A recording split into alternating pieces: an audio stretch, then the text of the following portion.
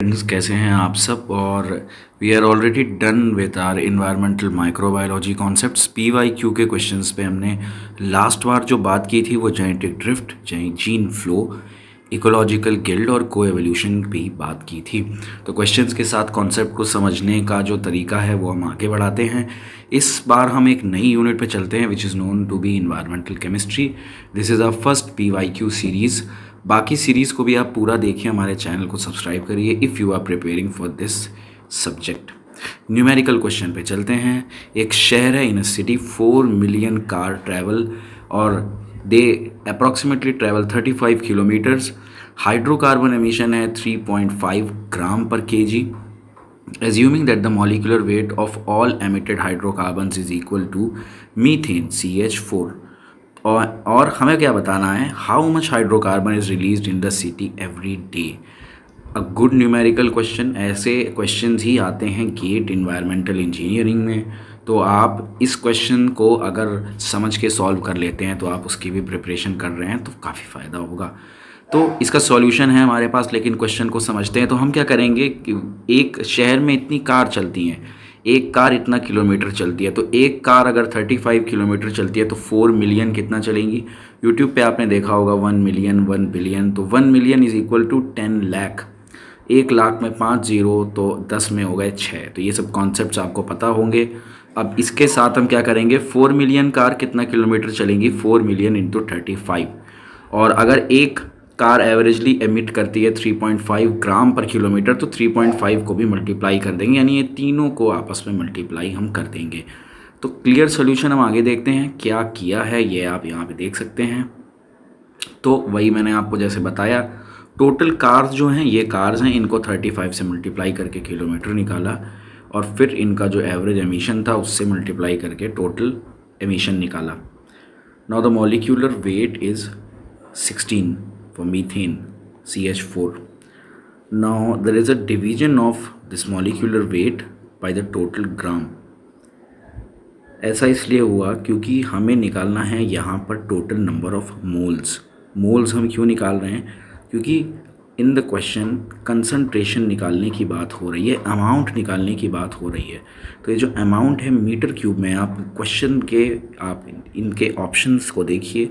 In the options the unit is given metre cube and metre cube is the unit of volume, यानी आपको volume निकालना है। इस trick से आपको पता करना होगा कि आपको निकालना क्या है। Now we are to be on the number of moles. क्यों, क्योंकि अगर नंबर ऑफ़ मोल्स निकाल दिया तो STP में हमको पता है 22.4 लीटर होता है और उससे हम निकाल सकते हैं। तो नंबर ऑफ़ मोल कैसे निकाला, किलोमीटर्स निकाले टोटल, इसको 35 जो था उससे मल्टीप्लाई किया हमने। अब इसको नंबर ऑफ़ मोल निकालने के लिए हमने उसके वेट से डिवाइड कर दिया। क्यों, क्योंकि आपको पता होगा नंबर ऑफ़ मोल का फॉर्मूला क्या होता है, कई बार हमने पहले भी बात की, given mass upon molecular mass. So the given mass क्या है, गिवन मास आपका ये आ गया 490, ये जो है ये आपने जो निकाला। और गिवन मास कैसे निकालेंगे, तो CH4 का मास आपको निकालना आता ही होगा, दैट इज़ 12 कार्बन का और 4 हाइड्रोजन है, इट इज़ 416। तो ऐसे करके हमने क्या किया, नंबर ऑफ़ मोल्स निकाल दिए। अब STP पर यानी स्टैंडर्ड टेम्परेचर एंड प्रेशर पर कोई भी gas, any gas occupies 22.4 litre of volume. तो 1 मोल इतना करता है तो इतना कितना करेगा, आप इसको मल्टीप्लाई कर दीजिए और आंसर जो हमारा आ रहा है that is to be B। If आप फिर भी कोई प्रॉब्लम है, you can ask your queries on mail and Telegram channels, description में है, ज्वाइन करिए। Moving on to the next question is a solution of A is having its 0.6 mole per litre concentration, absorbance दिया है, other जो है उसका भी absorbance दिया हुआ है और A का आपसे कंसंट्रेशन पूछा है। तो इस क्वेश्चन को मैं छोड़ रहा हूँ पहली बार। मैं चाहता हूँ कमेंट्स में आप इसका आंसर दें, अगर नहीं देते हैं तो नेक्स्ट जो वीडियो होगा हम उसमें इस सॉल्यूशन को देंगे। मुझे कमेंट करके बताइए which formula is to be used here. हम एक नेक्स्ट क्वेश्चन पे आते हैं, which of the following is RF value. RF क्या है सर, रिटार्डेशन फैक्टर। तो ये जो रिटेंशन फैक्टर, ये क्रोमेटोग्राफी में यूज़ होने वाला एक टर्म है। अभी हम इस पे बात करेंगे। तो आप कहेंगे this is a numerical based option, तो कोई न्यूमेरिकल तो दिया नहीं है, कैसे आंसर बताएंगे। तो इसका आंसर मैं आपको बता देता हूँ, it is to be B। क्योंकि RF की जो वैल्यू है वो 1 और 2 के बीच में आती है। 1 और 2 के बीच में आती है? बिल्कुल नहीं, ये 0 और 1 के बीच में आती है। ध्यान रखने वाली बात ये है। तो अब इसको एक कॉन्सेप्ट के साथ समझते हैं ताकि आपको भी ध्यान रहे कि 0 और 1 के बीच क्यों है। चलिए स्टोरी स्टार्ट करते हैं। RF है distance travel by the component upon distance travel by the solvent.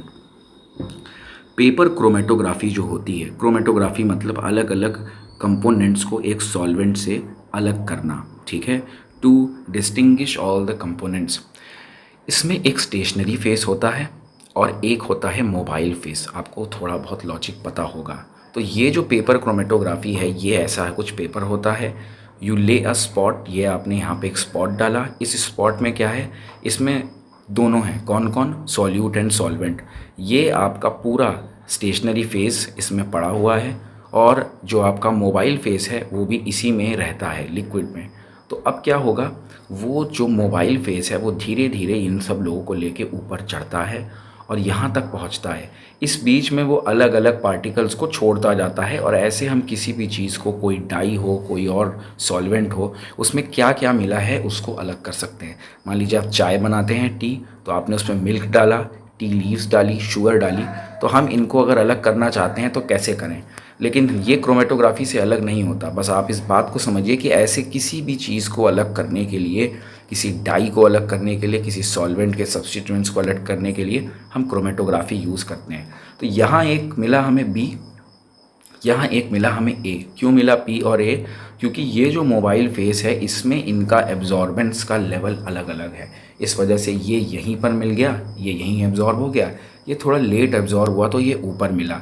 इस डिस्टेंस को हम मेजर करते हैं। ये देखिए, अब जो बी है, बी हमें कहाँ मिला, 1 के थोड़ा सा ऊपर, तो दिस शुड बी 1.3। अगर आप देखेंगे ध्यान से तो आप देखिए 1 के ऊपर, 3 जगह के ऊपर है 1.3 बी, सॉरी। और ए आपको कहाँ मिल रहा है, ए आपको 3 के जस्ट नीचे मिल रहा है, यू कैन कॉल इट 2.9। ठीक है, बात समझ में आ गई।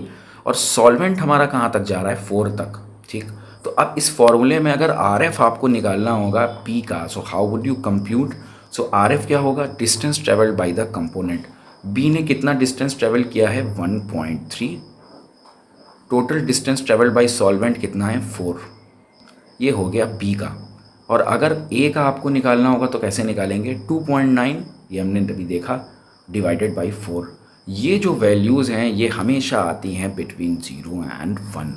अब एग्जांपल यहाँ पे देखिए दिया है, एक अननोन मिक्सचर है, it travels 2.5 centimetre, solvent travel करता है 5 सेंटीमीटर, तो रिटार्डेशन फैक्टर क्या हो गया, 2.5 अपॉन 5, ये आ गया हमारा 0.5। ठीक है, तो 0 और 1 के बीच में ही RF होता है। काफ़ी हमने डिटेल में इसकी बात की है। नेक्स्ट क्वेश्चन पे चलते हैं। क्या इनकरेक्ट है, आपको बताना होगा इसमें इनकरेक्ट क्या है regarding the solubility of gases in water. तो आप इन सब को अगर पढ़ लेंगे तो आपको पता लगेगा। इनकरेक्ट है B, gases dissolved in organic solvents become more soluble with decreasing temperature. जबकि इसका उल्टा होता है, टेम्परेचर इंक्रीज करने पर these solvent have more solubility. What will be the reason, the reason will be kinetic energy बढ़ जाती है। टेम्परेचर बढ़ने से there will be an increase in kinetic energy, और काइनेटिक एनर्जी के बढ़ने से क्या बढ़ जाएगा, ब्रेकेज ऑफ बॉन्ड्स। तो पुराने बॉन्ड्स टूटेंगे तभी नए बॉन्ड्स बनेंगे और सॉल्युबिलिटी ऑटोमेटिकली बढ़ जाएगी। समझ में आ रही है आपको बात। So the option is B. इसको और डिटेल में आप समझ सकते हैं। तो पीएच जो है, हम और भी ऑप्शंस पे बात करते हैं। पीएच जो है इसका इम्पैक्ट क्या है, तो आपको समझना होगा। पीएच सॉल्युबिलिटी को इम्पैक्ट करता है, कई लोगों को लगता है इम्पैक्ट नहीं करता। आयनिक कंपाउंड्स में सॉल्युबिलिटी इन्वर्सली प्रोपोर्शनल है पीएच के। अगर कोई और क्वेश्चन आता है, इस कॉन्सेप्ट को आपको रिटेन करना होगा।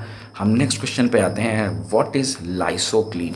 ठीक है, तो lysocline is all about carbonate compensation depth. Very important topic, बहुत डिटेल में मैं इसको आपको आज बताता हूँ ताकि कोई भी आपके कॉन्सेप्ट अनक्लियर ना रहे। देखिए, लाइसोक्लाइन जो है is a term used in geology and geochemistry and marine biology. Oceans की बात है क्या, it denotes the depth in the ocean below which the rate of dissolution of calcite increases dramatically. ठीक है, उसको जाने से पहले आप कॉन्सेप्ट को समझिए। देखिए, CO2 जो है वो पानी के अंदर क्या होता है, रिएक्ट करता है। CO2 पानी के अंदर कैसे आया, इनहेलेशन, एक्सहेलेशन, एक्वेटिक एनिमल्स हैं, प्लांट्स हैं, तो CO2 रिलीज़ करेंगे। वो CO2 वाटर तो पहले से है ओशियन में, उसके साथ रिएक्ट करके बनाता है कार्बोनेट, ठीक है, कार्बोनिक आयन आप कह सकते हैं। ये कार्बोनिक आयन कुछ एसिडिक आयन और ये जो बाई कार्बोनेट आयन है इसमें टूट जाता है। क्यों टूट जाता है? क्योंकि अनस्टेबल है, तो थोड़ी देर में ये टूट जाता है, ठीक। इसी वजह से एसिडिफिकेशन होता है ओशियंस का। ओशियंस के एसिडिफिकेशन का एक नेचुरल रीज़न क्या है, ये बात समझ में आ गई आपको? तो ये अब आगे क्या करेगा, ये जो बाई कार्बोनेट आयन है ये टूटेगा फिर से एसिड के आयन H+ और कार्बोनेट आयन में, ठीक। यही कार्बोनेट आयन है जो हमारे कोरल्स होते हैं। ये फिश के पीछे आपको कोरल दिख रहा है, कोरल रीफ। तो जो कोरल रीफ होते हैं वो यही कार्बोनेट को यूज़ करते हैं अपने शेल्स में, और भी कई ऑर्गेनिजम्स हैं जो यूज़ करते हैं। उन ऑर्गेनिजम्स को हम क्या कहते हैं, कैल्साइट ऑर्गेनिज्म, जिनके हार्ड शेल होते हैं। एक होते हैं आर्गोनाइट, जिनके क्या होते हैं, वीक शेल, ठीक है। ये भी कॉन्सेप्ट आप समझते चलिए। अब क्या हुआ, इस प्रोसेस को हमने क्या किया, हिंडर करना स्टार्ट कर दिया। कैसे? हमने ओशियंस में क्या किया, ओशियंस में एक तो एसिड रेन अगर होने लग जाती है तो उनके एसिड्स अपने आप H+ आयन बढ़ जाते हैं। एसिड रेन कैसे होती है? जब SO2, NO2 और इन सब गैसेस के कंसंट्रेशन हम बढ़ा देते हैं, ठीक। तो इस एसिड रेन को हमने बढ़ाया और ओशियंस में एसिडिफिकेशन ज़्यादा होने लगा। एक और रीज़न है यूट्रोफिकेशन। यूट्रोफिकेशन भी किस वजह से होता है, हमारी वजह से। क्यों साहब? हमने इस्तेमाल किए फर्टिलाइज़र्स जिनमें बहुत ज़्यादा सोडियम पोटेशियम था, उनको वाटर में रनअवे में डाला, तो फिर से ये डिसोसिएट होकर H+ को बढ़ाने लग गए। तो आप कहेंगे H+ बढ़ने से यहाँ क्या दिक्कत है? दिक्कत ये है जो कोरल रीफ में कोरल्स में हमारे कार्बोनेट के शेल्स होते थे, क्योंकि ये प्रोसेस CO3 पे ख़त्म होता था, ये CO3 इन शेल्स में लग जाता था। अब क्या होता है, ये CO3 आया लेकिन जो H+ ज़्यादा आए, अभी हमने बताया ना, एसिड रेन, यूट्रोफिकेशन, इन वजह से H+ यानी एसिड हमने और ज़्यादा प्रोड्यूस किए। ये H+ इस CO3 को अकेले नहीं रहने देते, रिएक्ट करके क्या करते हैं, ये दोबारा से इस CO3 के साथ HCO3 बना देते हैं। तो अब क्या हो रहा है, ये शेल्स में नहीं जा रहा। और दूसरी बात है, कोरल रीफ जो हैं या जो ऑर्गेनिजम्स हैं जिनके शेल पहले से कार्बोनेट के थे, कार्बोनेट यानी CO3 के, ये भी गल रहे हैं, ये डिसोल्यूट हो रहे हैं वापस।